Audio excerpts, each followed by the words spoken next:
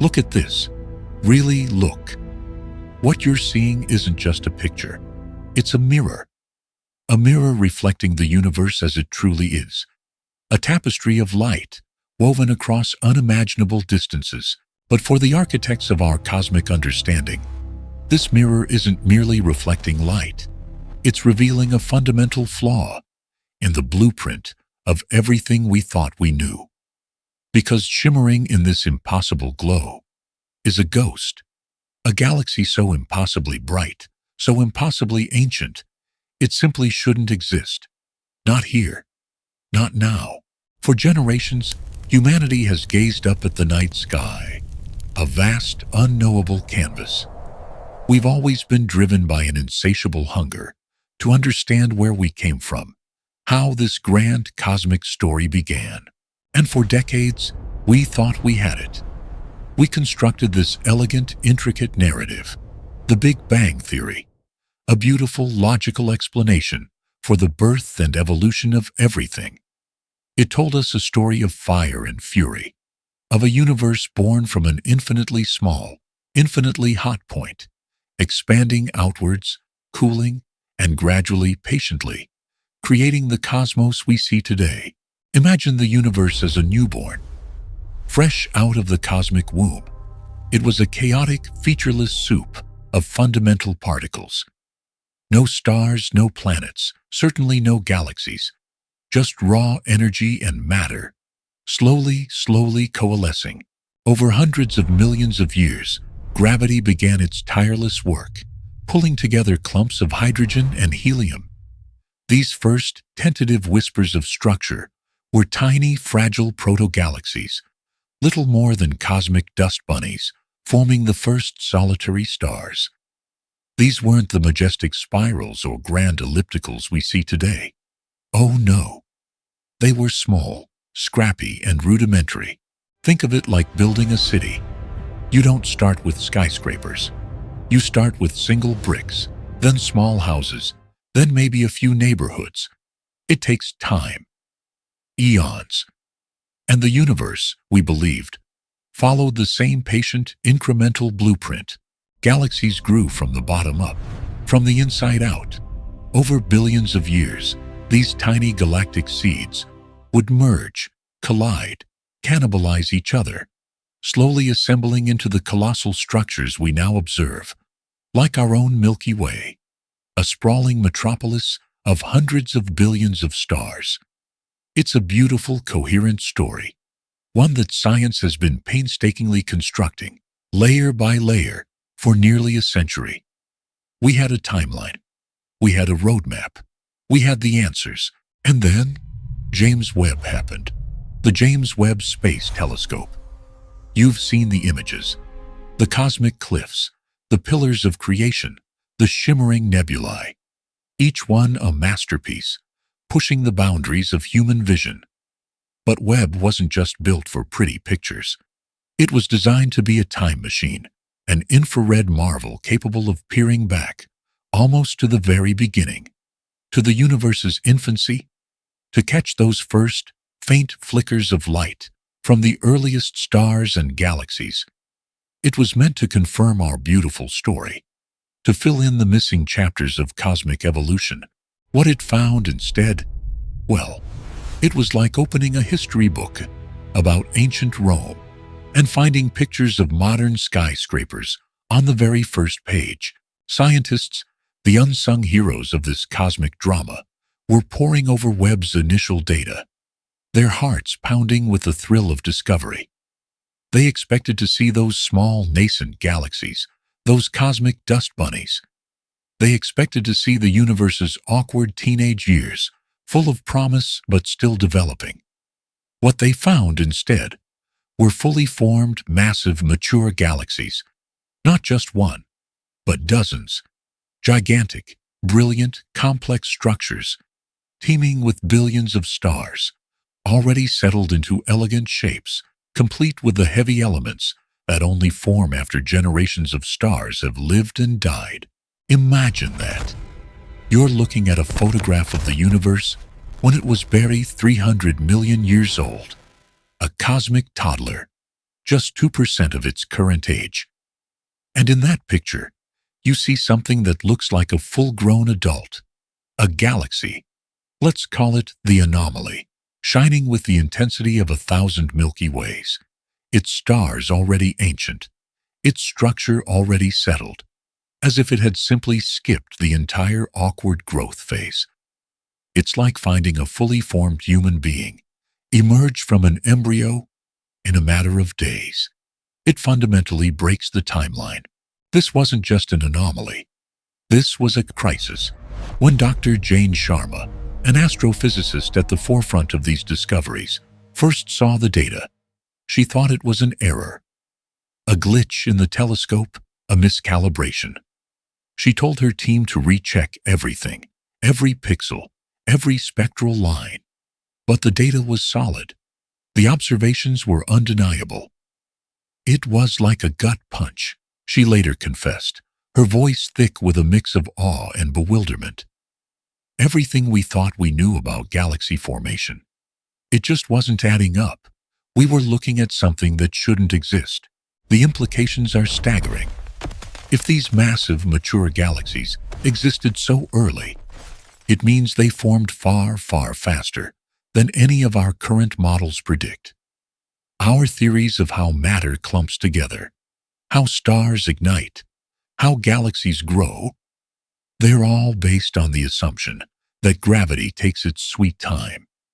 But the anomaly and its many impossible cousins suggests gravity was working overtime, or perhaps something else entirely was at play. Let's visualize this for a moment. Picture the universe's entire 13.8 billion year history laid out as a single football field. The Big Bang is at one end zone. Our current universe, today, is at the other. For the longest time, we thought the first major galaxies, the ones that look anything like our own, wouldn't appear until we were at least at the 20-yard line, maybe even the 30. That's billions of years of slow, steady growth. But what Webb is showing us? It's like finding a fully formed, championship-winning team, already celebrating victory in the first 5 yards of the field. It's a complete violation of the expected timeline. The anomaly is standing there, in the cosmic kindergarten, looking like a seasoned veteran, already wearing a championship ring. It's too big, too bright, too old, too developed for its age. It's a cosmic paradox, a riddle whispered across billions of light years. So what does this mean? Does it mean the Big Bang Theory is wrong? Not necessarily, but it certainly means it's incomplete. Our elegant story, the one we've cherished for so long, might just be missing a few critical chapters. Or perhaps it needs a dramatic rewrite. One possibility is that the universe is simply much older than we thought. If the cosmic clock started ticking earlier, then these early massive galaxies would have had more time to form. But pushing back the age of the universe has its own host of problems, disrupting our understanding of cosmic expansion, the density of matter, and the very fabric of space-time. It would be like discovering that your 80-year-old grandfather is actually 120. Every single piece of his life story would need to be reevaluated. Another hypothesis suggests that perhaps the early universe was different, in fundamental ways we don't yet grasp. Maybe the laws of physics, or at least how matter interacts, were more potent, more efficient in that primordial soup. Perhaps there were exotic forms of dark matter, or a different kind of gravitational interaction, accelerating the formation of these colossal structures. It's a radical thought, pushing us into uncharted territory, forcing us to question the very constants we rely upon. Or maybe, just maybe, our understanding of how light travels across such vast distances, how it ages, how it stretches and shifts. Perhaps even that is flawed. What if our interpretation of redshift, the cosmic speedometer that tells us how far away and how old a galaxy is, needs a recalibration? That would shake the very foundations of observational cosmology. The scientists, once so confident in their elegant models, are now back at the drawing board. You can feel the tension, the electric hum of intellectual fervor. It's a bewildering, exhilarating time. They are facing an unprecedented challenge, a monumental puzzle that demands new ideas, new theories, new ways of looking at the cosmos. They are both awestruck and terrified by what they've found. The universe, it turns out, is far more complex, far more mysterious, and far more rebellious than we ever dared to imagine. This isn't just a scientific anomaly. This isn't just a fascinating discovery. This isn't just a picture from a powerful telescope. This is a revolution, and we've only just begun to understand what it means. The universe has thrown down a gauntlet, and the scientists, our intrepid explorers, are picking it up, ready to embark on a journey that will rewrite the very fabric of our cosmic reality. The answers are out there waiting, and the questions they raise are just beginning to unfold. What incredible secrets will Webb reveal next, and how much more of our universe will break before we finally put it back together? To truly understand the cosmic tremors shaking the foundations of science today, we first have to journey back, way, way back, not just to the birth of stars or the formation of galaxies, but to the very genesis of everything we know. Imagine, if you can, a time before time, a place before space. It sounds like science fiction, right? But this isn't fiction. This is our origin story, etched in the very fabric of reality itself. We're talking about the Big Bang. Now, when you hear Big Bang, what usually pops into your head? Probably a giant explosion, right? Fireworks blasting outwards into an already existing void. A cosmic firecracker. But that's actually not quite it. It's a common misconception, and frankly, a bit misleading. The Big Bang wasn't an explosion in space. It was the explosive expansion of space itself. Everywhere. All at once. Think of it less like a grenade going off in a room, and more like a tiny, unimaginably dense point that was the room, suddenly starting to stretch, inflate, and balloon outwards. Every single bit of energy, every particle, every fundamental force that now makes up you, me, the Earth, our Sun, and every galaxy in the observable universe. It was all there, packed into a space smaller than a single atom. Can you even wrap your mind around that? It's mind-bending, isn't it? In those first fleeting moments, less than a blink of an eye, after the initial expansion began, the universe was an inferno, a plasma soup so hot, so dense, that light couldn't even exist freely. It was trapped, scattering off electrons and protons, like a pinball bouncing endlessly in an arcade machine. No atoms could form, no stars, no planets, just a shimmering, blinding, superheated fog. But here's the thing. As space expanded, it also cooled. Imagine blowing up a balloon. As the rubber stretches, it gets thinner, cooler. The universe did the same. And as it cooled, something truly profound happened. After about 380,000 years, still incredibly early in the universe's life, mind you, like a newborn baby still in its swaddling clothes, the temperature finally dropped enough for electrons to settle down and combine with protons, forming the very first neutral atoms, hydrogen and helium.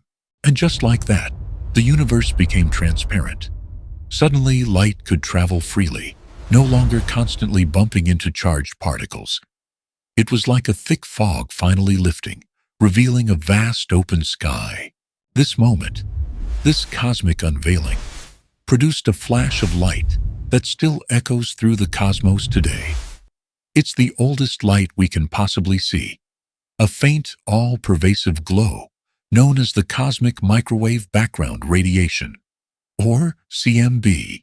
We call it the universe's baby picture, and it's arguably the most powerful piece of evidence we have For the Big Bang Theory, imagine looking at a photograph of an infant you've never met, but instantly recognizing their family resemblance. That's what the CMB is for cosmologists. When Arno Penzias and Robert Wilson accidentally discovered this faint hiss of radiation coming from every direction in the sky back in 1964, they had no idea they were listening to the literal whisper of creation. It was a complete shock, a serendipitous stroke of genius, or rather, a stroke of cosmic luck. They thought it was pigeon poop on their antenna at first. Can you believe it? But what seemed like a nuisance turned out to be the smoking gun for one of humanity's greatest scientific theories. This ancient light, now stretched and cooled by billions of years of cosmic expansion to just a few degrees above absolute zero, isn't perfectly uniform. Oh no, if it were, we wouldn't be here. Instead, it has incredibly tiny, almost imperceptible temperature fluctuations. Think of them as cosmic ripples, like tiny wrinkles on the otherwise smooth surface of a pond. These minuscule variations, just a few parts in 100,000, were the seeds. The gravitational seeds from which everything we see today would eventually grow. Without those tiny fluctuations, the universe would have remained a smooth, featureless void of gas. No stars, no galaxies, no us. Just a vast, silent emptiness. Following this grand unveiling, the universe entered a period that scientists sometimes refer to as the Dark Ages. It sounds ominous, doesn't it? And in a way, it was.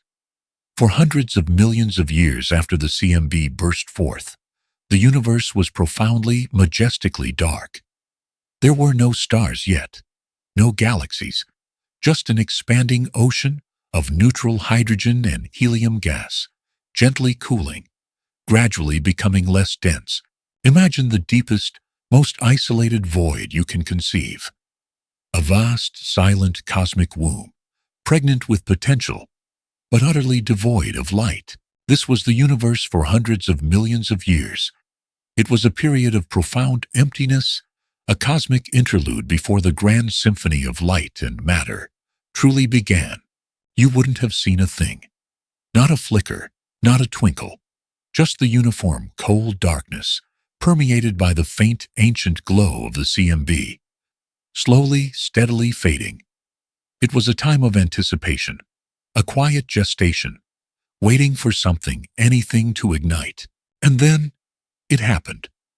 Gravity, that persistent, invisible sculptor of the cosmos, began to work its magic on those tiny fluctuations in the primordial gas. Over unimaginable spans of time, slightly denser pockets of hydrogen and helium started to attract more gas. Slowly, inexorably, these pockets grew, collapsing under their own immense gravitational pull. As they collapsed, the gas within them heated up, denser and denser, until finally at their cores, temperatures and pressures became so extreme that nuclear fusion ignited. Boom! The first stars were born. These weren't like our sun. These were colossal, monstrous stars, probably hundreds of times more massive. Scientists call them population 3 stars, and they were pure, pristine, made almost entirely of hydrogen and helium, the raw ingredients forged in the Big Bang. They lived fast, burned incredibly bright, and died young, exploding in cataclysmic supernovae that scattered the first heavy elements, carbon, oxygen, iron, out into the nascent cosmos. These were the universe's first alchemists, forging the building blocks for all subsequent generations of stars, planets, and eventually life itself. This was the spark of cosmic dawn, the end of the Dark Ages, the moment light truly returned to the universe, not just as a diffuse glow, but as brilliant, concentrated points of stellar fire. And where these first stars formed, slightly larger clumps of gas began to coalesce around them. These weren't grand spirals or majestic ellipticals like Andromeda or our own Milky Way. Oh no, These were the universe's first tiny, nascent proto-galaxies.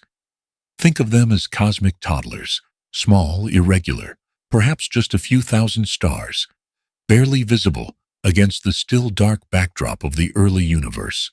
They were chaotic, still forming, often colliding and merging with other small clumps of gas and stars. These were the original building blocks, the humble beginnings of the grand structures we marvel at today. According to our established scientific understanding, the universe built itself from the bottom up. Small fragments coalesced into larger ones, which then merged to form even larger structures. It's an elegant, almost intuitive progression. Over billions of years, these tiny proto-galaxies would attract more gas, form more stars, and crucially, they would collide and merge with each other, growing ever larger. Imagine two small puddles merging into a bigger one, then that bigger puddle joining with another and another, until you have a vast lake. That's how we understood galactic evolution. From those initial, humble sparks of cosmic dawn, the universe patiently, meticulously assembled its grand design. Gradually, over eons, the universe sculpted the majestic spiral and elliptical galaxies we see today. It's a slow, steady dance of gravity and time, transforming those initial chaotic clumps into the ordered, breathtaking structures that populate our cosmic neighborhood. This is the story we've told ourselves for decades. This is the bedrock of modern cosmology. It's a story supported by a mountain of evidence. The CMB, the expansion of the universe, the abundance of light elements, and even our observations of distant, relatively small, young-looking galaxies with telescopes like Hubble. This framework, this cosmic timeline, has been incredibly successful. It explains so much. It allows us to predict how galaxies should form, how they should look at different stages of the universe's evolution, and how the cosmos has unfolded over 13.8 billion years. It's elegant. It's beautiful. It makes sense. It gives us a profound sense of understanding, a foundational grasp of our place in the cosmic narrative. We thought we had a pretty good handle on the universe's infancy. We had the baby pictures. We had the growth charts. We had the expected progression from tiny, simple structures to grand, complex ones. It was a cosmic saga that unfolded precisely as our physics predicted, an orderly march through time. Or so we thought. Because what happens when something utterly, impossibly, refuses to fit into that perfect, elegant timeline? What happens when a photograph from the most powerful telescope ever built reveals something that, according to every law of physics we know, simply should not be there? What happens when the universe, in its infinite audacity, decides to throw out the script we've so carefully written? What happens when a baby picture shows a fully grown adult? The stage is set. The rules have been laid down. And now, the universe is about to break them. Prepare yourselves, because the universe, in its infinite, glorious, mind-bending complexity, just sent us a postcard from the dawn of time. And on it, etched in the light of galaxies so ancient their very existence defies belief, is a message that forces us to question everything we thought we knew. It's a message that reads, "You're wrong. Look at this. Just look." This isn't a painting.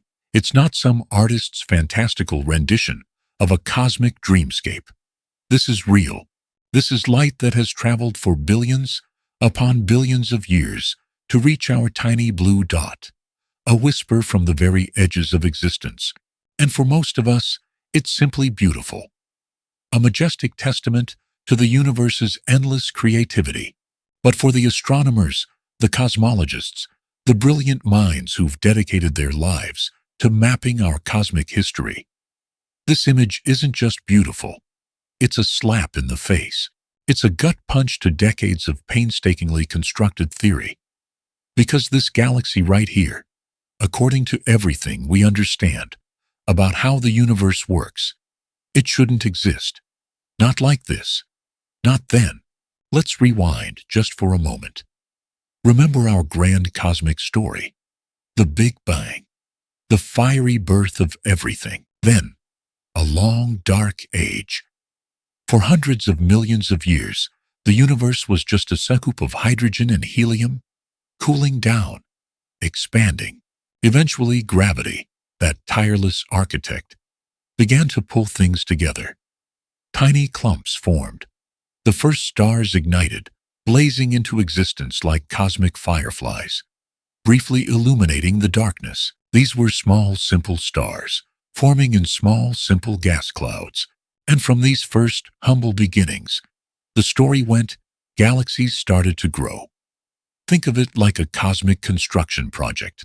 You don't build a skyscraper overnight. You start with the foundation, then you add one brick at a time, one floor at a time. In the universe, that meant small galaxies merging, cannibalizing each other, slowly accumulating more gas, more stars, getting bigger, more complex, more structured over billions of years. It's a bottom-up process. From simple to complex, from tiny seeds to mighty trees. That's the elegant, logical narrative woven into the very fabric of our Big Bang model. So, when the James Webb Space Telescope opened its golden eye and peered back to the universe's earliest moments, what did we expect to see? Small, simple, chaotic galaxies, little cosmic toddlers, still learning to walk. Irregular blobs of gas and young stars, perhaps just starting to coalesce. We expected the universe's baby pictures to show, well, babies. But JWST didn't find babies. It found giants. Imagine planting a seed in your garden. You expect to see a tiny sprout, then a sapling, slowly growing over years, decades, centuries, into a magnificent oak tree. Now, imagine planting that seed, blinking for a moment, and when you open your eyes, there's already a fully grown oak tree, towering over your yard, its branches sprawling, its roots deep. That's the cosmic equivalent of what James Webb is showing us. These aren't just small, chaotic clumps. Many of the galaxies JWST found, lurking just a few 100 million years after the Big Bang, when the universe was barely 3% of its current age, are already massive. Some are as big as our Milky Way, or even bigger. They're mature. They're structured. They're brimming with an astonishing number of stars. And here's the kicker. Some of them even show signs of being chemically enriched, meaning they've already had generations of stars live and die, forging heavier elements that then form new stars. It's like finding a fully formed, complex society, just moments after humans supposedly emerged from caves. Too big, too old, too complex, too soon. According to the standard model, the universe simply hadn't had enough time. There hadn't been enough cosmic construction crews, enough raw materials brought together, enough gravitational mergers to build such behemoths. The early universe was supposed to be a tumultuous nursery, not a bustling metropolis. It was supposed to be an era of small beginnings, not a grand finale. This is where the detective metaphor comes in. Imagine a crime scene. The evidence suggests a group of children were playing. Small footprints, tiny toys, a low-hanging swing. Everything points to a certain age group. Then, the lead detective finds it. A massive footprint, size 15, deep in the mud. It doesn't belong. It fundamentally contradicts every other piece of evidence. It's a universe breaker. When the first papers started coming out, detailing these impossible galaxies, the reaction in the scientific community wasn't just excitement. It was a jolt, a collective gasp. There was a flurry of activity, of course. Check the data again. Is there a mistake? Did we misinterpret the redshift? Is the telescope calibrated wrong? Every possible error source was meticulously investigated, reinvestigated, and then checked one more time. But the data held. The galaxies were real. They were ancient. And they were enormous. It makes no sense. You'd hear whispers, in the hallowed halls of astrophysics departments. How can something this big have formed so fast? The simulations, the meticulously crafted computer models that had so beautifully replicated the universe's evolution for decades, suddenly sputtered. They couldn't create these giants in such a short cosmic time frame. They just couldn't. It's like your most trusted, most reliable map suddenly having a mountain range where there should be an ocean, or a bustling city where there should be an empty desert. It's not just a minor inaccuracy. It's a fundamental contradiction that destabilizes the entire system. This isn't just about tweaking a few numbers in an equation. This is about a profound intellectual challenge. It's about the very foundations of our cosmic understanding being rattled, not by some abstract philosophical argument, but by hard, undeniable data from the most advanced instrument humanity has ever sent into space. The universe isn't just expanding. It's expanding our minds in ways we never anticipated. The frustration is palpable. Imagine spending your entire career building a magnificent cathedral of knowledge, brick by brick, theory by theory, only for a single, undeniable observation to threaten its very cornerstone. It's humbling. It's exhilarating. And it's a little terrifying. Because if these early, massive galaxies are real, and every piece of evidence says they are, then something in our understanding of the universe's earliest moments is fundamentally, spectacularly wrong. Does it mean our Big Bang model, the bedrock of modern cosmology, is flawed? Does it mean the universe is actually much older than we currently calculate? Did gravity work differently in the early cosmos? Or perhaps, did something else entirely, some unknown cosmic mechanism, accelerate galaxy formation to an unimaginable degree? This isn't just a photograph. This isn't just a handful of anomalous data points. This is a cosmic riddle delivered with stunning clarity by the James Webb Space Telescope, and it's forcing us to confront the possibility that the universe we thought we knew, the one we so confidently sketched out in our textbooks and simulations, might be far more complex, far more mysterious, and far more audacious than we ever dared to imagine. The infant universe, it turns out, has a giant problem. And for us, it's not just a problem to solve.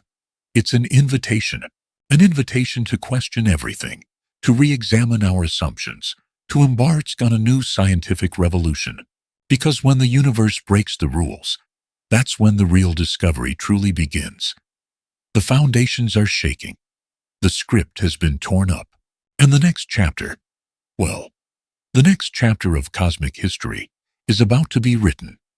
And we're going to write it together. We just peered into the cosmic cradle, and what we saw defied belief. Galaxies that shouldn't exist.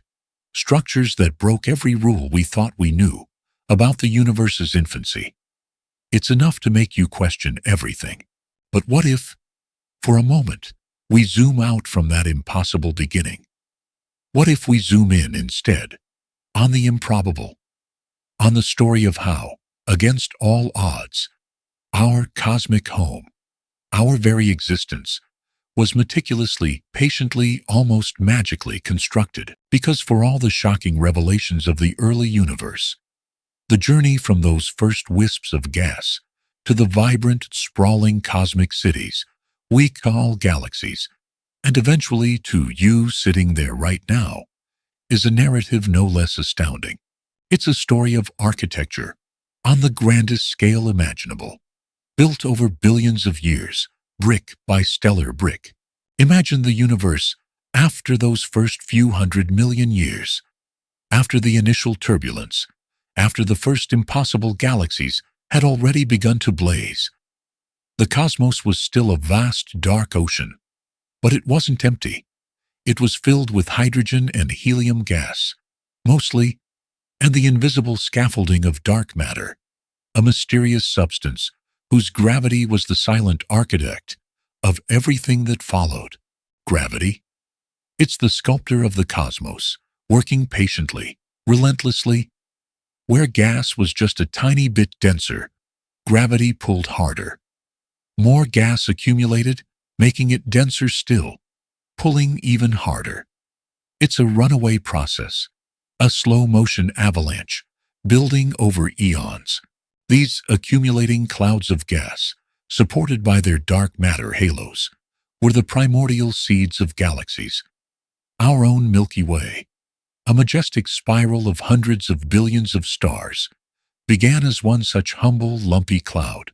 Think of galaxies as cosmic cities, not static monuments, but living, breathing metropolises, constantly growing, evolving, and interacting. They don't just sit there. They merge. They collide. Our Milky Way, for example, has swallowed countless smaller galaxies throughout its history, adding their stars, gas, and dark matter to its ever-expanding boundaries. In about 4.5 billion years, we're on a collision course with our nearest major neighbor, the Andromeda Galaxy. It won't be a head-on smash-up of stars. The distances are too vast. But a slow, majestic, gravitational dance, eventually merging to form a new, colossal, elliptical galaxy. What a show that will be! Within these swirling galactic nurseries, these gravitational cauldrons, the magic really begins. This is where stars are born.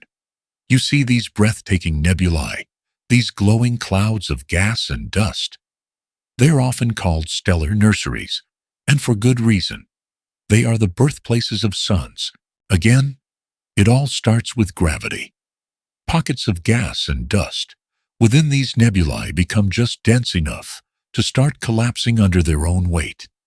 As a cloud collapses, it spins faster, flattening into a disk, much like a figure skater pulling in their arms. At the center of that disk, the material gets hotter and denser, until at its core, the temperature and pressure become so immense that something truly extraordinary happens. Nuclear fusion ignites. Hydrogen atoms slam together to form helium, releasing an unimaginable burst of energy. A star is born. Our sun, a comforting yellow dwarf, was born this way nearly 5 billion years ago, from a swirling cloud within one of the Milky Way's spiral arms. And these stars, these brilliant cosmic furnaces, they are the universe's alchemists, forged in their cores under pressures that would crush a diamond into dust, are the very elements that make up everything around you. The hydrogen and helium from the Big Bang are just the starting ingredients. But inside stars, through billions of years of burning, and especially in the explosive deaths of massive stars, heavier elements are created. Carbon, oxygen, nitrogen, iron, the building blocks of planets, of oceans, of mountains, of DNA. When a truly massive star, many times the size of our sun, reaches the end of its life, it doesn't just fade away. It goes out with a bang so spectacular, so violent, that it briefly outshines an entire galaxy, a supernova. And in that cataclysmic explosion, all those elements painstakingly forged over millions of years are blasted out into interstellar space, enriching the cosmic gas clouds around them. Think about that for a second. The iron in your blood, forged in the heart of a dying star. The oxygen you breathe, cooked in stellar furnaces. The carbon that forms the backbone of all life, sprayed across the cosmos by a supernova that exploded billions of years ago. You are, quite literally, stardust. We are walking, talking, thinking pieces of the universe, reassembled. And that, to me, is one of the most profound wow moments the cosmos has to offer. These enriched gas clouds, now seeded with a diverse palette of elements, become the next generation of stellar nurseries. And from them, eventually planets are born.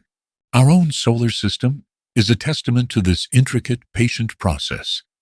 Nearly 5 billion years ago, the death of a nearby massive star, perhaps a supernova, perhaps a star that simply puffed off its outer layers, sent a shockwave through a cold, dark cloud of gas and dust.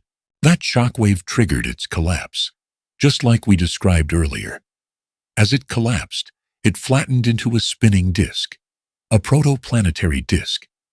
At the center, our sun ignited, but in the cooler outer regions of that disk, something else was happening. Tiny dust grains, microscopic flecks of rock and ice, began to stick together. Electrostatic forces, like static cling, pulled them into larger clumps. Then, gravity took over. These clumps grew into pebbles, then into rocks, then into boulders, then into planetesimals, mini planets a few miles across. It was like a cosmic snowball fight, but in slow motion. Over tens of millions of years, these planetesimals collided, sometimes destroying each other, sometimes merging, growing larger and larger, sweeping up all the debris in their paths. Out of this violent, chaotic dance, the planets emerged. The inner planets, Mercury, Venus, Earth, Mars, formed where it was hotter, mostly from rock and metal. The outer gas giants, Jupiter, Saturn, Uranus, Neptune, formed where it was colder, accreting vast amounts of hydrogen and helium gas around icy cores. Jupiter, in particular, was a gravitational behemoth, shaping the entire solar system, perhaps even clearing out much of the inner solar system's debris, preventing future catastrophic impacts on Earth. And then there's our planet, Earth, the pale blue dot, a world born from the fiery crucible of a collapsing gas cloud, pieced together from stellar debris. But Earth's story doesn't end with its formation. Early Earth was a hellish place, molten and constantly bombarded. Then a titanic collision, perhaps with a Mars-sized object, ripped off a piece of our nascent world, creating our moon. That moon, in turn, stabilized Earth's tilt, giving us predictable seasons and a steady climate, a crucial ingredient for life. Over billions of years, a delicate dance unfolded. Volcanic outgassing formed our early atmosphere.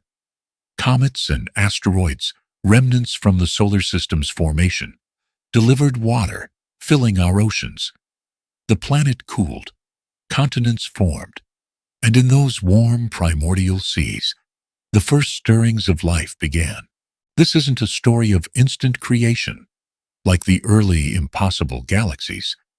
This is a saga of patience, of immense timescales, of countless intricate processes working in concert. It's the story of how hydrogen, forged in the Big Bang, became a sentient being capable of looking back at its own origins. It's a story that emphasizes the sheer, almost unbelievable luck of our cosmic address, a stable star, a planet just the right distance for liquid water, a protective magnetic field, a large moon for stability, a giant planet like Jupiter, sweeping up cosmic bullets. Every single one of these factors was essential. Change one, and our story might never have been written. So when we look up at the night sky, we're not just seeing distant lights. We're seeing the cosmic architecture that led to us. We're seeing the cities that grew from primordial gas, the stars that cooked the elements of our bodies, the debris that coalesced into our home world. We're seeing the intricate, patient, mind-bogglingly improbable chain of events that makes our existence possible. The universe, it seems, has two faces.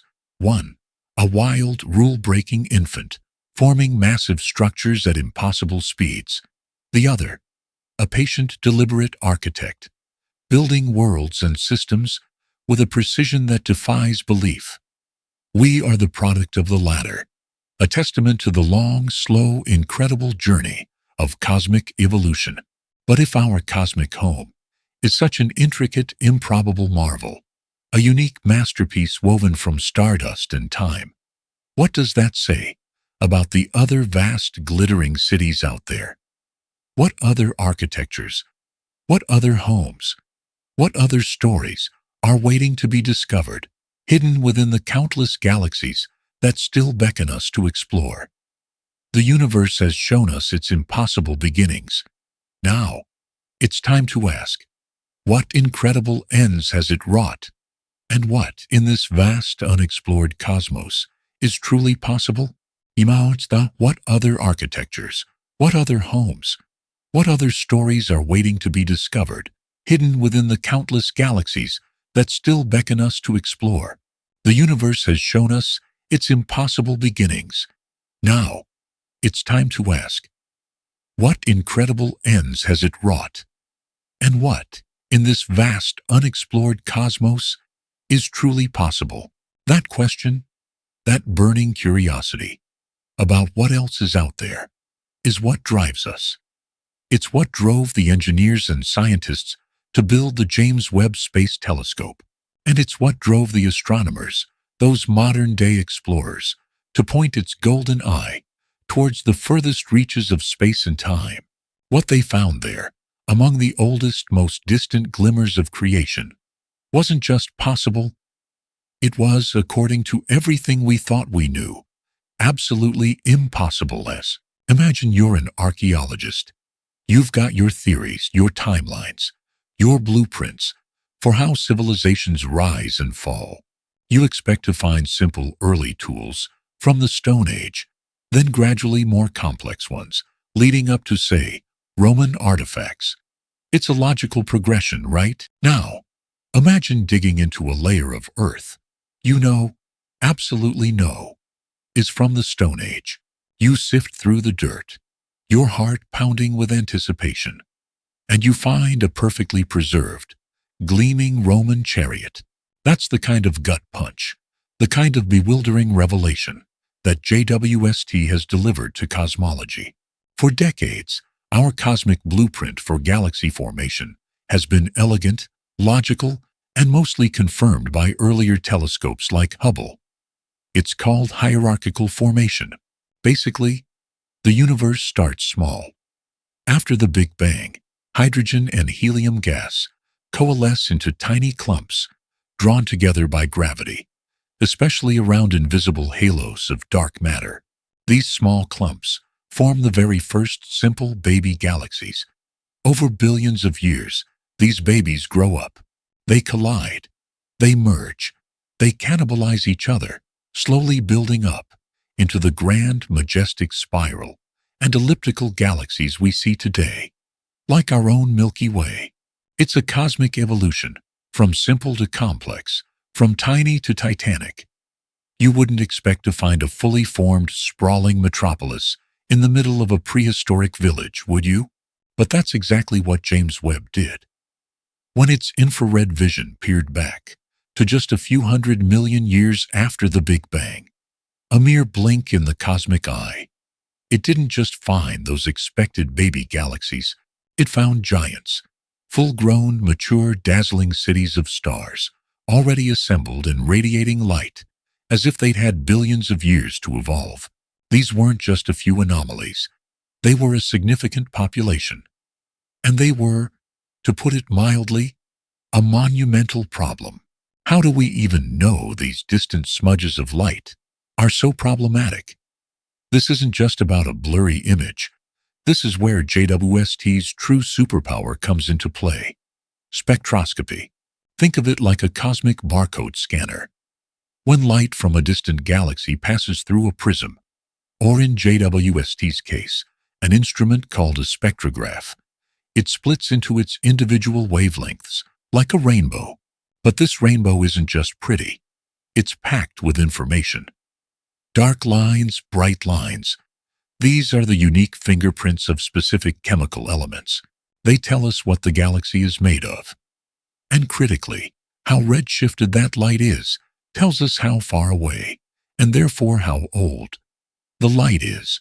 JWST pushed our redshift detection limits further than ever before. We're not just seeing the universe as a toddler.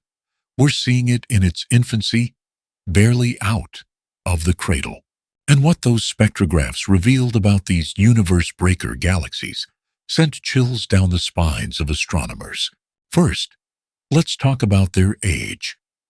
When you look at the spectrum of light coming from a galaxy, You can tell what kind of stars are doing most of the shining. Young, massive stars are bright blue and burn through their fuel quickly, like teenagers on an energy drink. Older, more evolved stars, like red giants, are cooler, redder, and have had a long, slow life.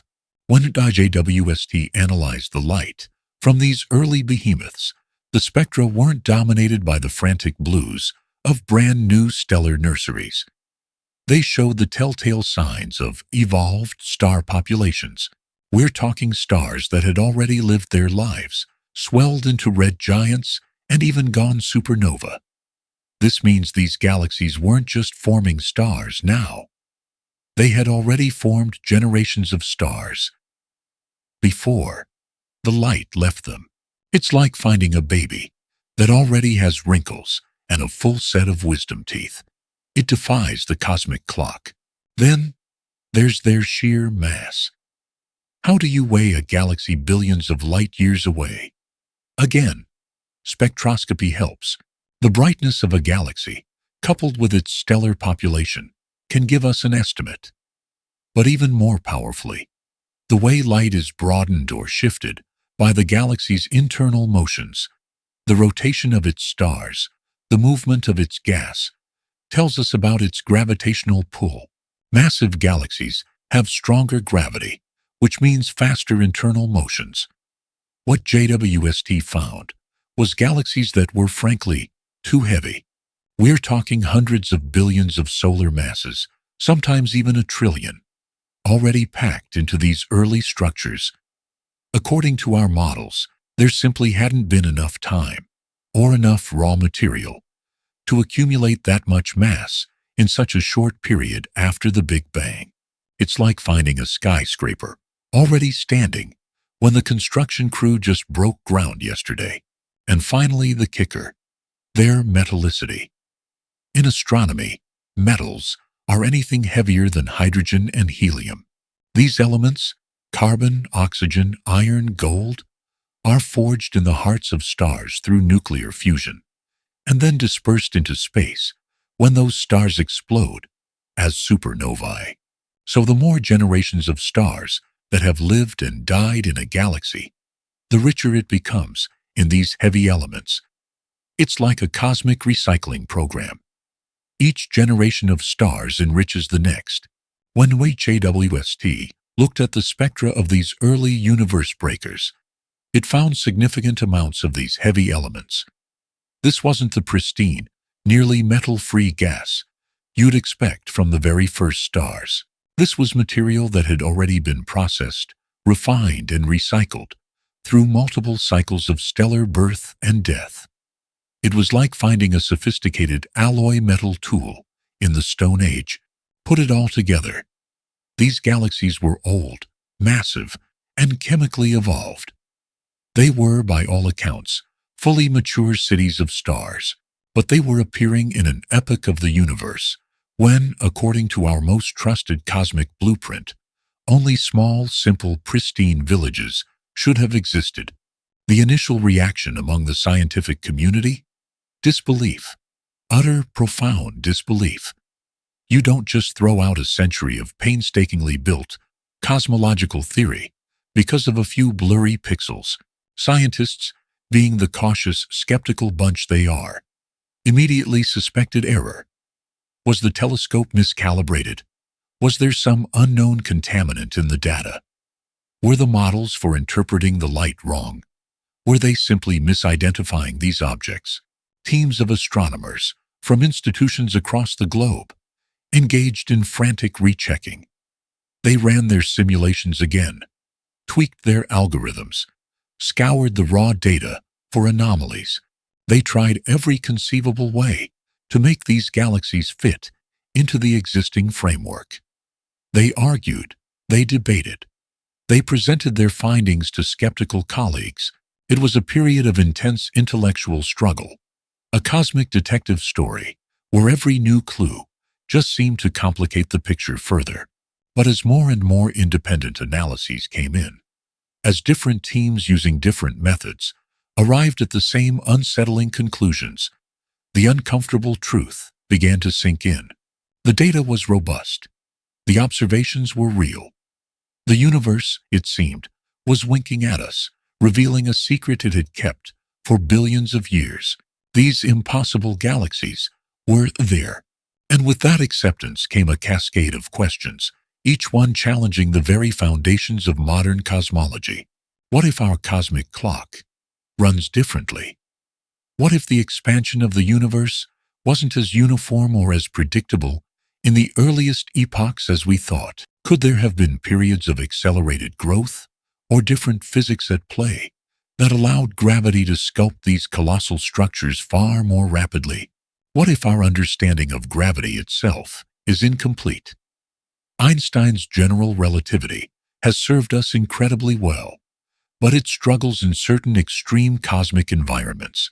Could these early giants be hinting at subtle modifications to gravity that allowed structures to form faster or to hold together more effectively in the early universe?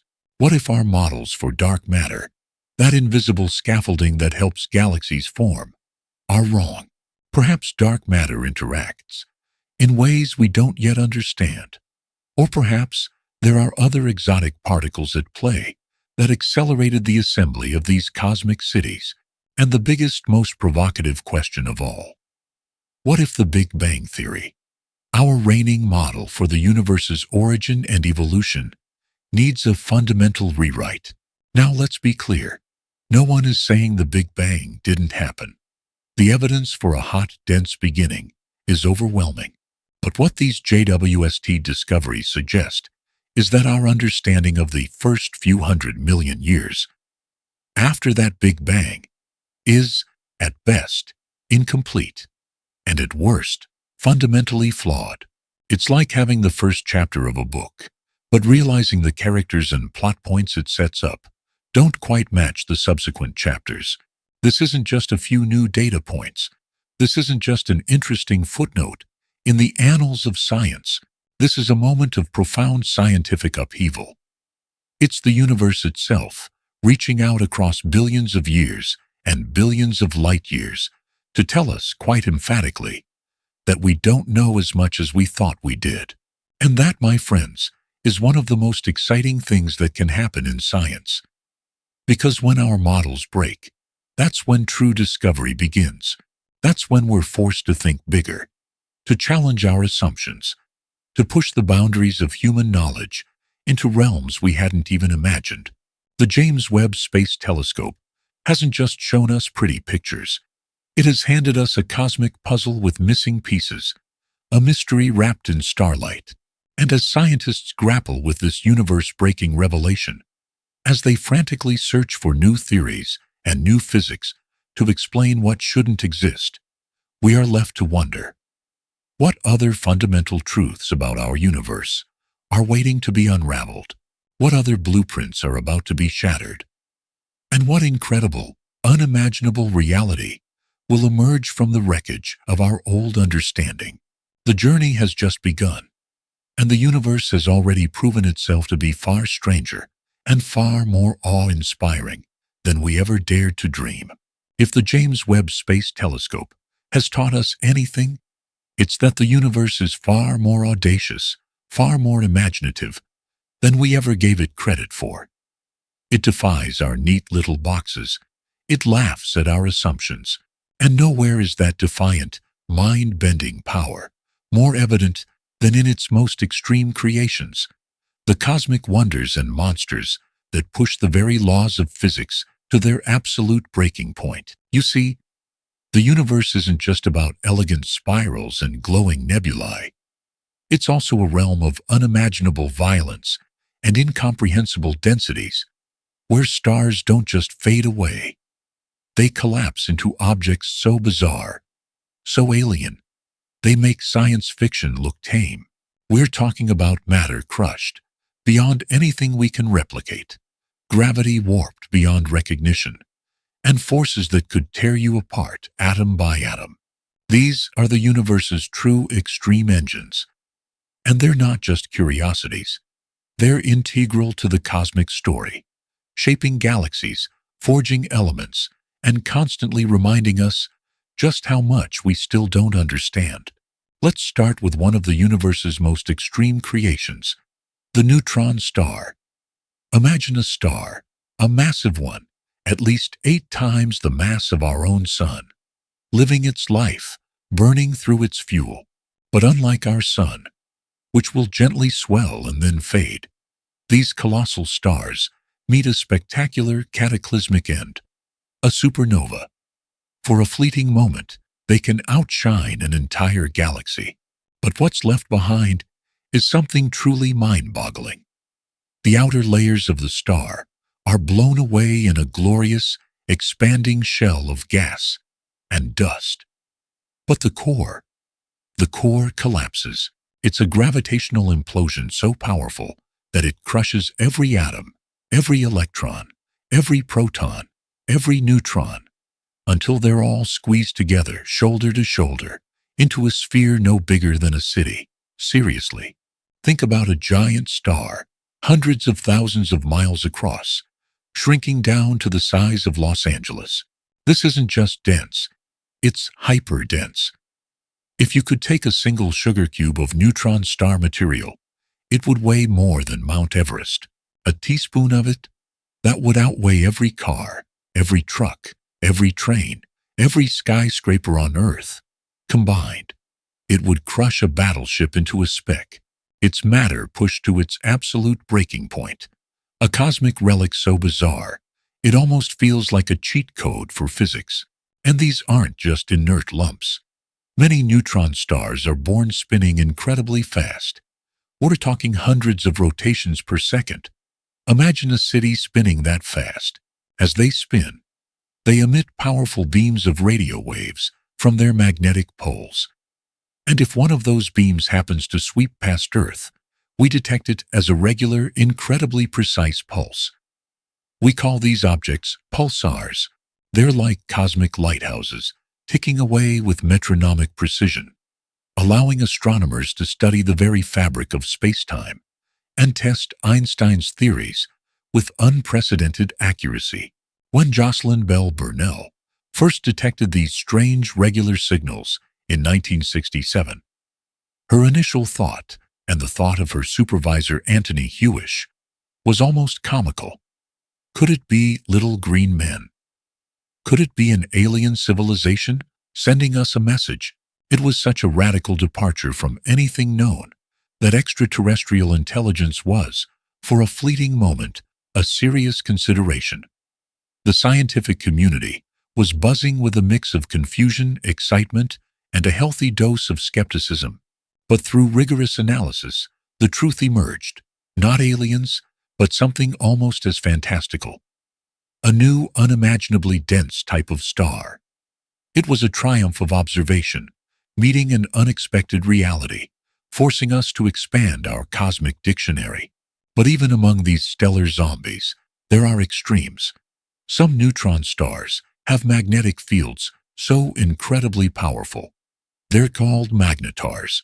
Their magnetic fields are quadrillions of times stronger than Earth's. If a magnetar were as close to us as the moon, it would strip the electrons from every atom in your body, scrambling your very existence, even before its gravity got to you. It's a force so immense, so utterly beyond our everyday experience, it's humbling to even contemplate. And yet, as terrifying as neutron stars are, they're still just the warm-up act. Because when a star is truly monstrously enormous, say, 20 times the mass of our sun or more, even the neutron star stage isn't enough. The gravitational collapse continues, relentlessly, past the point of neutron degeneracy. It just keeps crushing, keeps squeezing, until all of that mass is compressed into an infinitely small point, creating a region of space-time so profoundly warped that nothing, not even light itself, can escape its grasp. Welcome, my friends, to the black hole.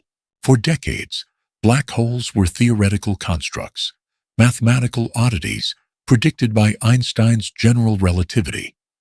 They were the ultimate cosmic boogeymen, lurking in the shadows of our equations.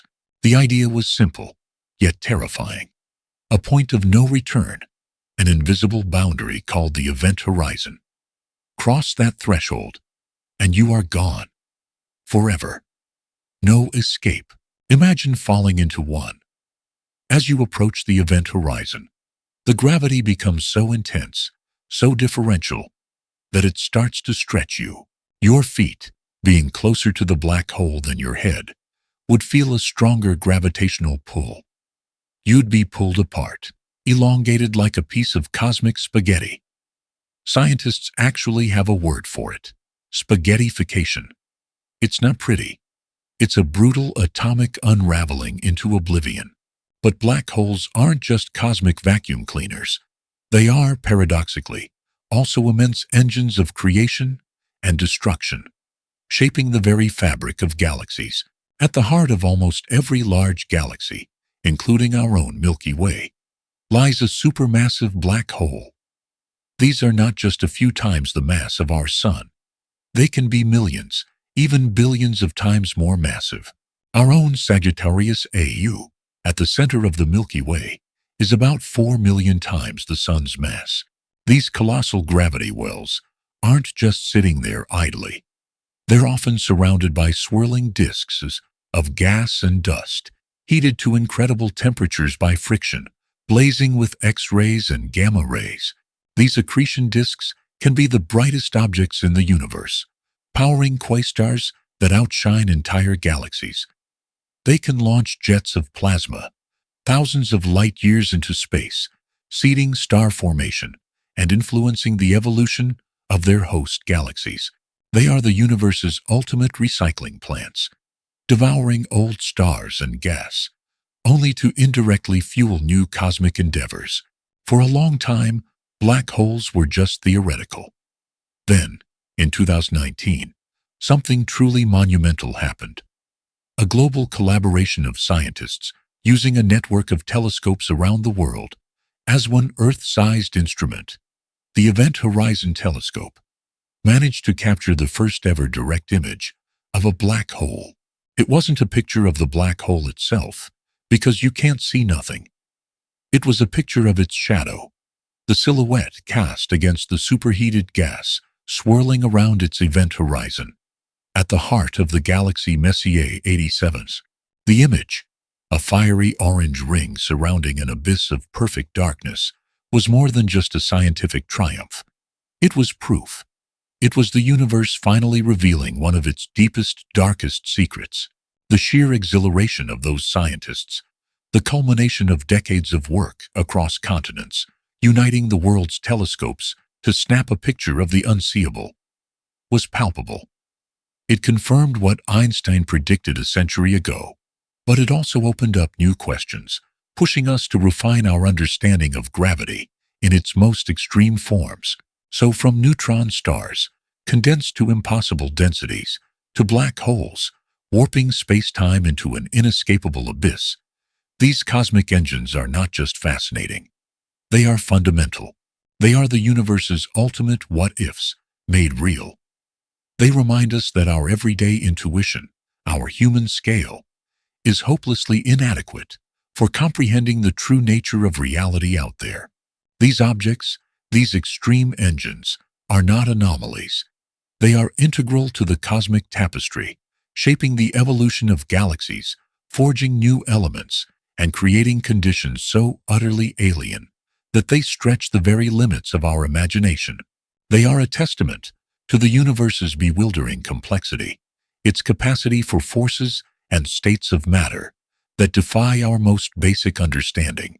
And if these known monsters and wonders can push our understanding to its breaking point, if they can force us to rewrite textbooks and invent new physics, what else is out there?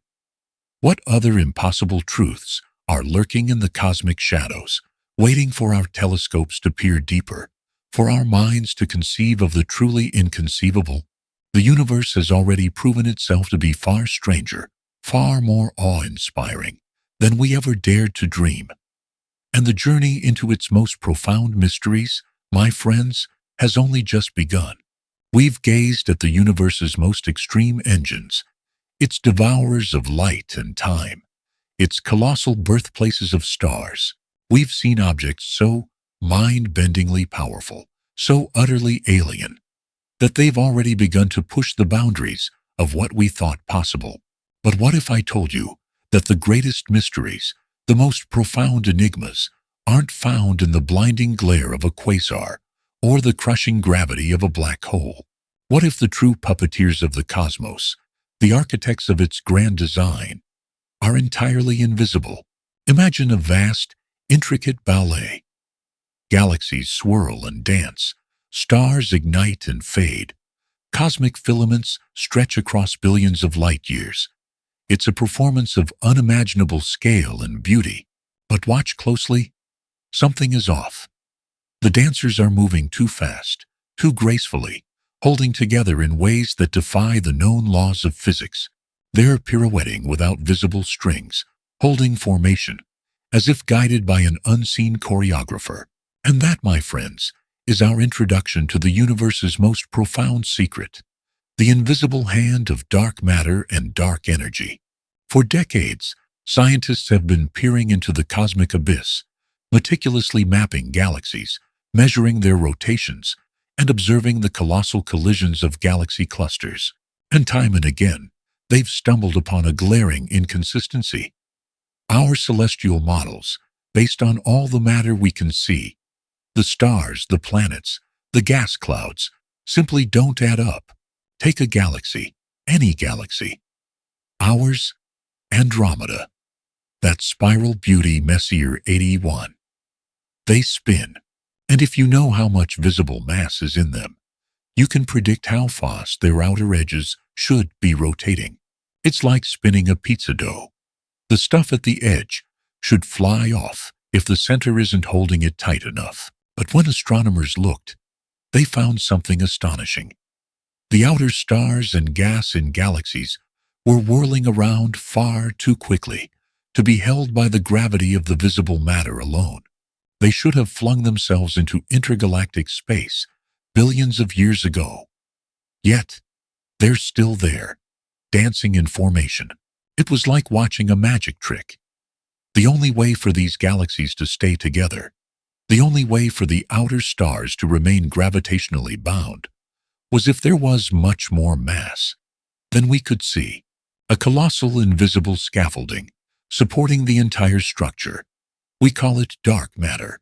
Don't let the name fool you. It's not Tahufab dark stort. Because it's menacing, it's dark. Because it doesn't interact with light at all. It doesn't absorb, reflect, or emit any electromagnetic radiation. It's utterly transparent, utterly silent. It passes right through us, through our planet, through entire stars, like they aren't even there.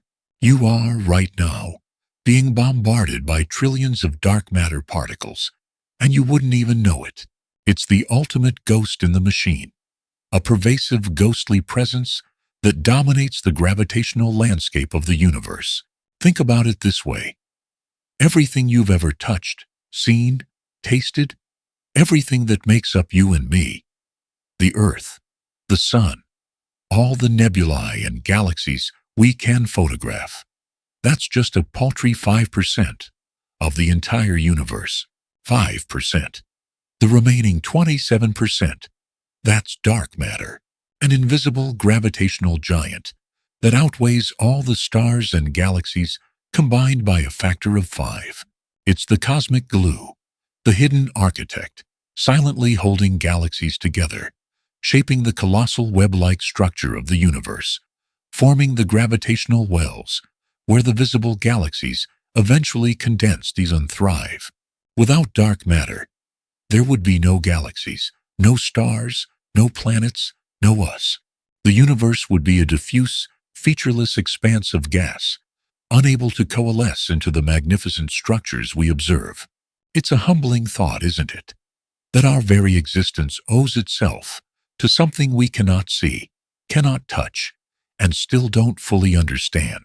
But if dark matter is the invisible hand holding things together, then dark energy is the phantom pressure tearing them apart. And this, if you can believe it, is an even deeper mystery. For a long time, cosmologists assumed the universe's expansion kicked off by the Big Bang, must be slowing down. Makes sense, right? Gravity pulls everything together, so its collective tug should act like a brake on the outward rush. It's like throwing a ball into the air. It goes up, but eventually gravity brings it back down. Or at least, it should. In the late 1990s, two independent teams of astronomers set out to measure this cosmic deceleration. They were looking for the universe to slow down. What they found instead absolutely floored them. It was a discovery so revolutionary, so utterly counterintuitive, that it earned them a Nobel Prize. The universe wasn't slowing down, it was speeding up. Its expansion was accelerating. Imagine you're watching that ball you threw into the air. Instead of arcing down, it suddenly starts rocketing upwards, faster and faster, defying gravity itself. That's what the universe was doing. Something was pushing it apart, not just overcoming gravity, but actively winning. This mysterious, repulsive force, this cosmic engine driving the universe's accelerating expansion, we call dark energy. And here's where it gets truly wild. Dark energy isn't just a minor player. It's the undisputed heavyweight champion of the cosmos. It makes up a staggering 68% of everything in the universe. 68%. It's an intrinsic property of space itself, a constant energy density that doesn't dilute as space expands.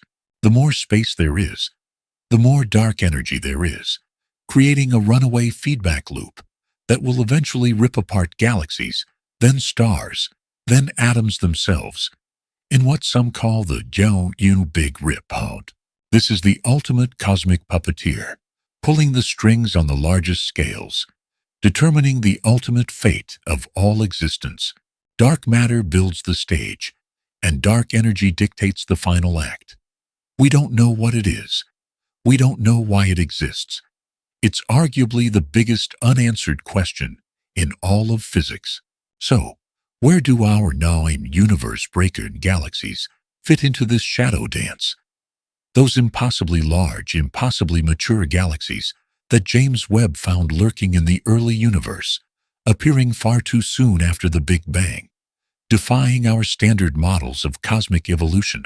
Well, what if the answer isn't that our understanding of galaxy formation is entirely wrong, but that our understanding of these invisible forces is incomplete? What if dark matter and dark energy aren't just mysterious background players, but active participants whose behavior in the early universe was subtly or perhaps dramatically different from what we currently assume? Imagine this scenario. What if dark matter, that invisible scaffolding, was able to clump together more efficiently, more rapidly in the very early universe than our current models predict? If dark matter halos, the gravitational wells where galaxies form, could grow bigger, faster, then the normal matter would have fallen into them more quickly, forming massive galaxies like those JWST observed, in a fraction of the time we thought possible. Could an earlier dominance of dark matter have jump-started the cosmic clock, accelerating the process of structure formation? It's a tantalizing thought. The very thing that holds galaxies together might be the key to explaining why some appeared so early. Or, consider dark energy. What if its influence, its phantom pressure, wasn't perfectly uniform throughout the early cosmos? Could localized fluctuations in dark energy, or a slightly different equation of state in the universe's infancy, have created regions where matter could collapse more easily, or where growth was unnaturally accelerated? This is deep-end theoretical physics, but when you're looking at galaxies that shouldn't exist, you have to consider every possibility, no matter how wild. The Testanin universe breaker. Galaxies aren't just telling us that our galaxy formation models need tweaking. They're whispering a much deeper secret, that the very fabric of space-time, the fundamental recipe of our universe, the proportions and behaviors of dark matter and dark energy, might need a radical overhaul. This isn't just about adding a few lines to a textbook. This is about rewriting the foundational chapters of cosmology. It's about questioning the fundamental constants, the very rules by which the universe plays. We're standing at the precipice of a scientific revolution, where the greatest instruments ever built are forcing us to confront the fact that we might have fundamentally misunderstood the most dominant forces in the cosmos. The universe, it seems, is far more complex, far more mysterious, and far more dynamic than we ever imagined. And the journey into its most profound enigmas, into the heart of these invisible puppeteers, has only just begun. What else might be hidden in the cosmic shadows? What other fundamental truths are waiting to be uncovered, forcing us to redefine our place in this astonishing, ever-expanding reality? The next revelation could change everything. We've peered into the cosmic shadows, confronted the invisible forces that sculpt galaxies, and seen how our foundational understanding of the universe might be on the brink of a radical rewrite. But as we stand at this precipice of cosmic reevaluation, a far more intimate, far more human question whispers to us from the darkness. Are we alone? For millennia, this has been the ultimate unknown, the profound riddle etched into the human soul. Now, armed with the most astonishing instruments ever conceived, we're not just asking, we're actively searching. We're pushing the boundaries of discovery, turning our gaze to the stars, not just as distant points of light, but as suns, each potentially cradling its own family of worlds. Worlds that might, just might, harbor something else, someone else. Think about it. Our own sun is just one star among literally hundreds of billions in our Milky Way galaxy. And our galaxy? It's just one of trillions scattered across the observable universe. The numbers alone are mind-boggling. For every grain of sand on every beach on Earth, there are more stars in the cosmos. And for every single one of those stars, we now know there are likely planets orbiting them, not just a few, but on average, at least one planet per star. This wasn't always obvious. For most of human history, the very idea of planets beyond our solar system felt like pure science fiction. They were too small, too dim, too utterly dwarfed by the glare of their parent stars to ever be seen directly. It was like trying to spot a firefly buzzing around a lighthouse beam from 1,000 miles away. But then, in 1905, something shifted. A planet, 51 Pegasi b, was detected orbiting a sun-like star. The cosmic floodgates opened. Suddenly, we weren't alone in our solar system's planetary dance. What started as a trickle of discoveries, powered by instruments like the Kepler Space Telescope, became a torrent. Kepler stared intently at a single patch of sky, observing the subtle dimming of starlight as distant planets passed in front of their suns. It was a cosmic census taker, and its findings were revolutionary. It showed us that planets aren't rare anomalies. They're the norm. The universe is absolutely lousy with them. Then came TESS, the Transiting Exoplanet Survey satellite, designed to scan almost the entire sky, hunting for nearby worlds. And now, the James Webb Space Telescope, with its unparalleled infrared vision, is taking us deeper, not just finding planets, but beginning to peer into their atmospheres, searching for the telltale chemical fingerprints of life. It's like we're finally getting to open the cosmic gifts Kepler and TESS unwrapped. But finding a planet isn't enough, is it? We're not just looking for any planet. We're looking for our cosmic cousins, for the Goldilocks worlds, planets that aren't too hot, not too cold, but just right for liquid water to exist on their surface. We call this the habitable zone, a shimmering theoretical band around every star where the conditions might just align for life to take root. Imagine a star burning brightly, its light warming a family of planets. Some are scorched, barren rocks, too close to their sun. Others are frozen, gas giants lost in the icy reaches, but in between there might be one, or even two, nestled in that sweet spot, a world with a protective atmosphere, a magnetic field, and that most precious of ingredients, water. Not just water, but liquid water, clinging to its surface, carving rivers, filling oceans. These are the cosmic pearls we dream of finding. Worlds where sunlight filters through an atmosphere, where clouds drift, where the delicate dance of chemistry might, over billions of years, give rise to something truly extraordinary. Biology. From the simplest single-celled organisms to complex intelligent beings, the sheer scale of this quest is both exhilarating and humbling. We're talking about billions of potentially habitable worlds in our galaxy alone. Billions.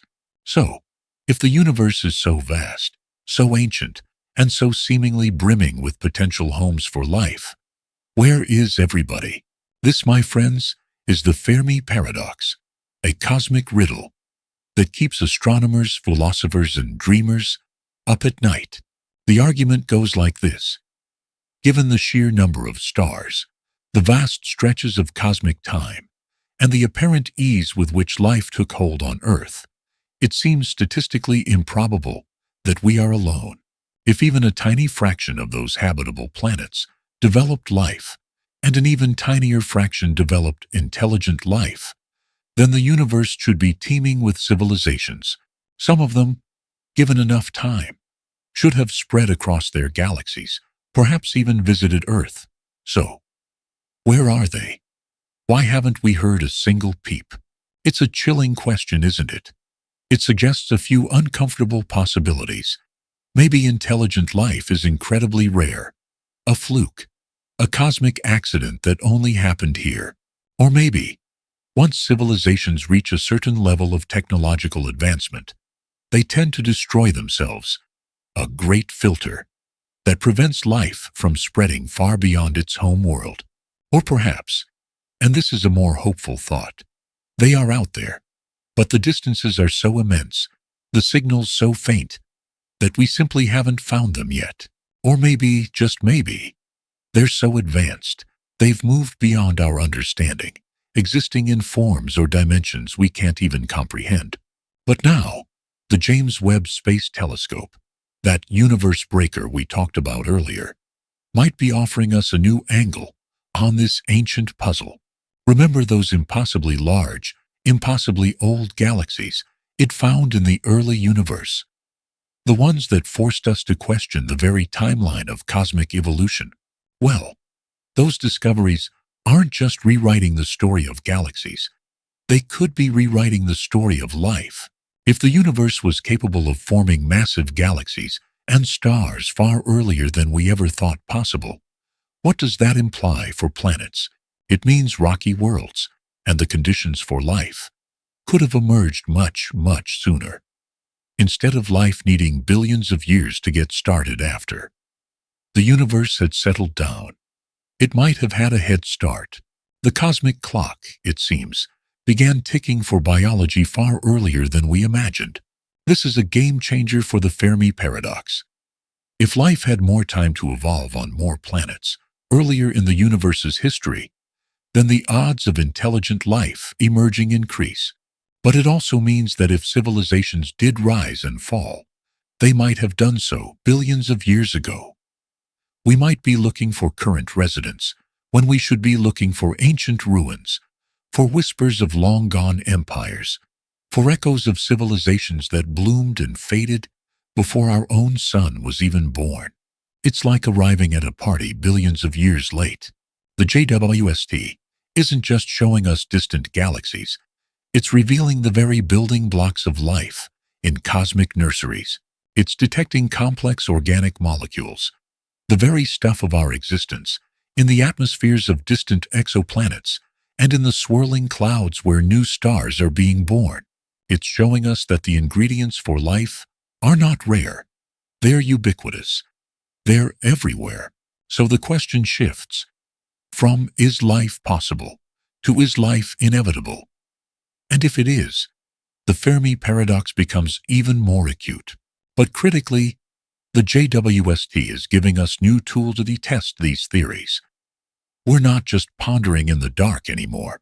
We're using the most powerful eyes ever built to analyze the atmospheres of these distant worlds, searching for biosignatures, the chemical fingerprints of life, oxygen, methane, water vapor, in quantities that can't be explained by geology alone. Imagine for a moment the moment that discovery might come.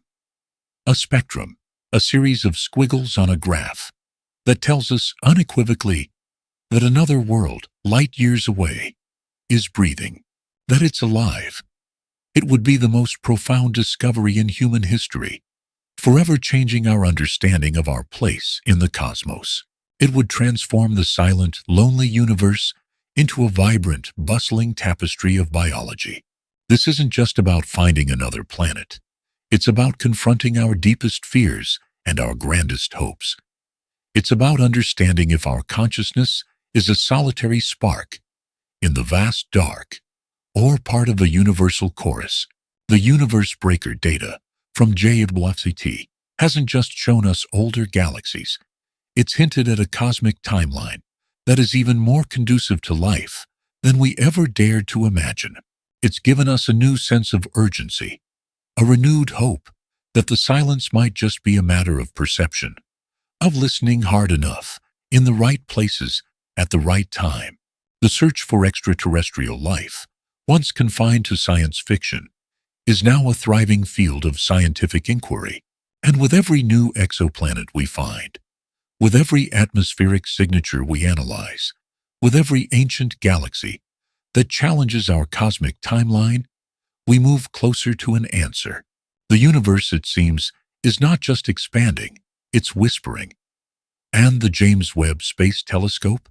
It's our ear to the cosmos, listening for that cosmic whisper, for a sign that we are not, after all, alone. What will it hear next? What profound secret about life, about us, will it reveal in the atmospheres of worlds yet unseen? The greatest revelation, perhaps, is still waiting to be discovered. The greatest revelation, perhaps, is still waiting to be discovered. And sometimes that revelation comes not as a gentle whisper, but as a thunderclap, shaking the very foundations of our understanding. We've talked about the dazzling beauty of James Webb's images, the almost spiritual awe they evoke. But remember those universe breakers galaxies? Those impossibly bright, fully formed behemoths staring back at us from the cosmic dawn. To many astronomers, they weren't just beautiful. They were, frankly, an absolute nightmare. A beautiful universe-sized paradox. Imagine you're an architect, a master builder who has spent your entire career perfecting the blueprint for a skyscraper. You understand gravity, materials, structural engineering. You know exactly how long it takes to lay a foundation, erect a frame, complete a building, step by painstaking step.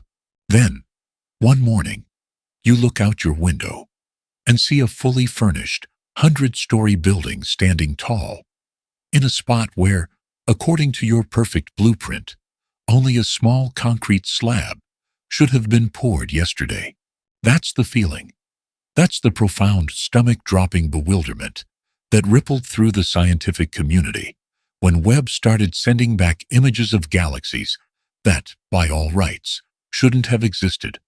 Not then, not so early. For decades, our cosmic story, the one etched out by the Big Bang Theory and refined by countless observations, went something like this. The universe began hot and dense. It expanded, cooled, and after a few 100 million years, a cosmic blink of an eye, the very first stars flickered into existence. These massive, short-lived stars then began to clump together, forming tiny, fledgling galaxies. Over billions of years, these small galaxies merged, growing larger and more complex, like cosmic Lego bricks, building ever grander structures. It was an elegant progression, from simple to complex, from small to large, a universe evolving steadily. But Webb, with its unparalleled infrared eyes piercing through the dust and gas, peered back to a time when the universe was barely a toddler, just a few 100 million years old. And what it saw wasn't tiny fledgling galaxies. It saw cosmic giants, galaxies that were already mature, bursting with billions of stars, and far more massive than our models predicted, could possibly have formed in such a short amount of time. It was like looking at a photograph of a newborn baby and seeing a fully grown adult staring back, wearing a tiny diaper. It was just wrong. The data was undeniable, and it forced us to confront a profoundly unsettling question. Was our understanding of the universe, the very fabric of its beginning, fundamentally flawed? Was the Big Bang Theory, the bedrock of modern cosmology, on shaky ground? The headlines screamed, the internet buzzed. JWST impossible discovery. Your Big Bang Theory wrongs. The panic for a moment was palpable. The fear that perhaps everything we thought we knew was crumbling beneath our feet. But here's the thing about science, about the true spirit of discovery. It's not about finding all the answers. It's about asking better questions. It's about building a framework, testing it rigorously. And when the evidence doesn't fit, it's about having the intellectual courage to tear it down and build something new, something stronger. This wasn't a collapse of science. It was science doing what it does best. It was an ultimate test of its strength, a defiant roar in the face of the unknown. Imagine the labs, the late-night calls across continents, the whiteboards covered in frantic equations and discarded ideas.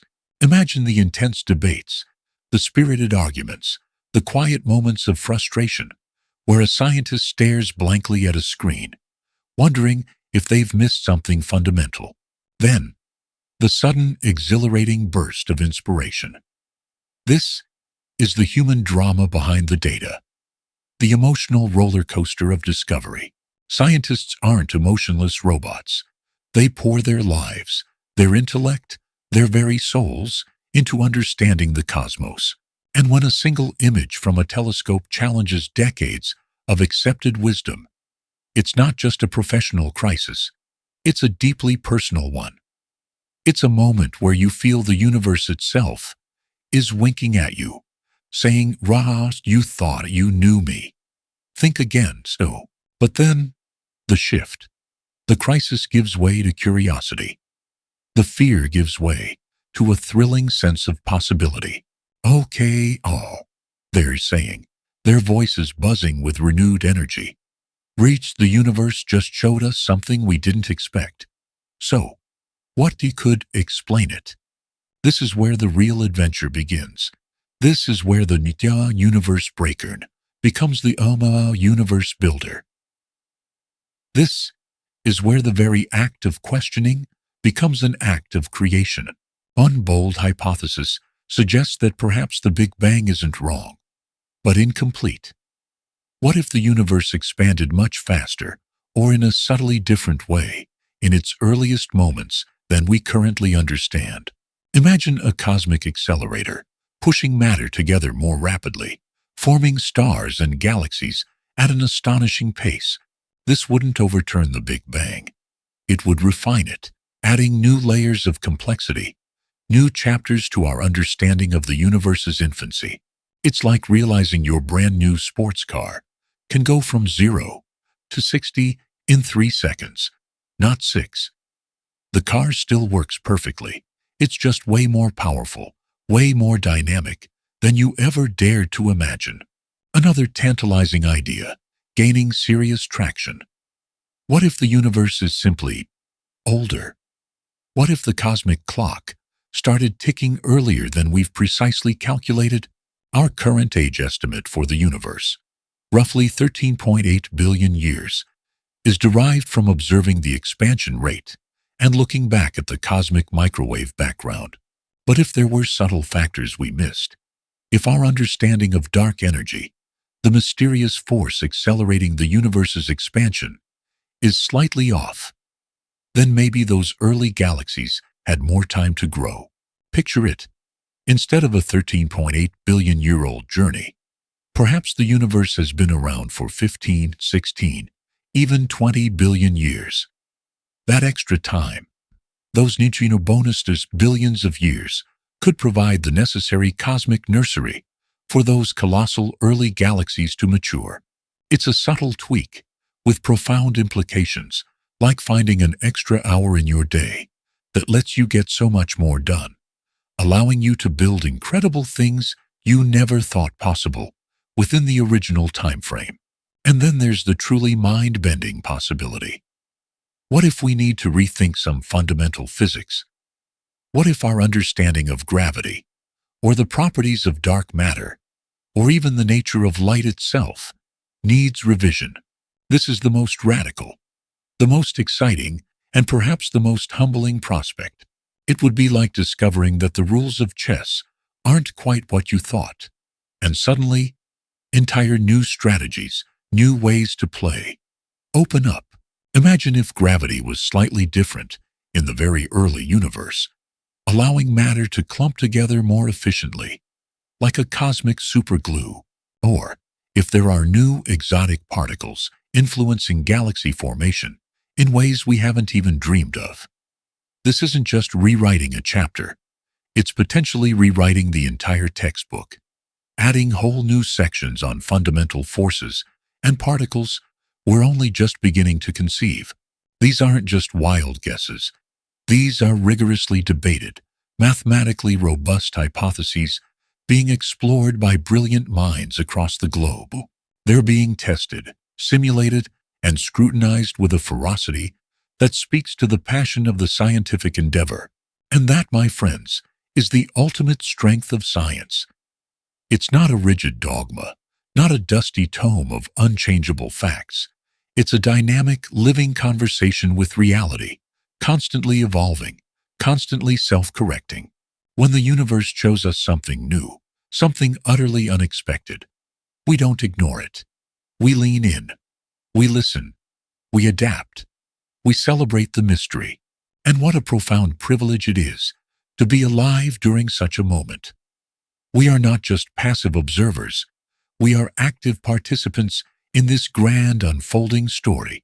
We are the species that dared to dream of building the James Webb Space Telescope, this magnificent eye to eternity. We are the ones who envisioned peering back to the very first moments of creation, to witness the universe's infancy. We are the cosmic storytellers, painstakingly piecing together the narrative of everything, from the smallest subatomic particle to the grandest galactic supercluster. Our journey through the cosmos, spurred by Webb's impossible discoveries, reminds us of something profoundly important: our place in the universe. We are tiny, fleeting beings on a small blue planet, a speck of dust in an unfathomable cosmic ocean. But we possess an insatiable curiosity, a drive to understand that transcends our physical limitations. When we look at those ancient, colossal galaxies, we feel a deep humility. The universe is vaster, stranger, and more wondrous than we could ever fully grasp. Yet, at the same time, we feel an incredible surge of inspiration. That we, with our fragile minds and clever hands, can even begin to comprehend such cosmic majesty, such intricate processes, is a triumph of the human spirit. It's a testament to our enduring spark of wonder. This isn't just about galaxies. It's about us. It's about our enduring quest for knowledge, our willingness to challenge our own assumptions, and our relentless pursuit of truth. The test on a universe. Breaker wasn't a destroyer. It was a catalyst. It didn't break our science. It broke open our minds, expanding our vision of what's possible, pushing the boundaries of what we thought we knew. It showed us that the universe holds even more secrets than we dared to imagine. The James Webb Space Telescope continues its silent vigil, orbiting 1,000,000 miles from Earth. It's our ultimate explorer, a time machine, an oracle. With every photon it captures, with every spectrum it analyzes, It sends back postcards from the edge of time, challenging us, inspiring us, and continually redefining our place in the cosmos. It reminds us that the universe is an endless source of wonder, a story that is still being written, and our journey of discovery has only just begun. The greatest revelations, the most profound secrets, are still out there, waiting for us to ask the next question, to build the next telescope, to dream the next dream. What will Webb show us next? What new impossible discovery awaits, ready to rewrite our understanding of everything? The cosmos is calling, and we are listening. The story, my friends, is far from over. It's only just begun to truly unfold.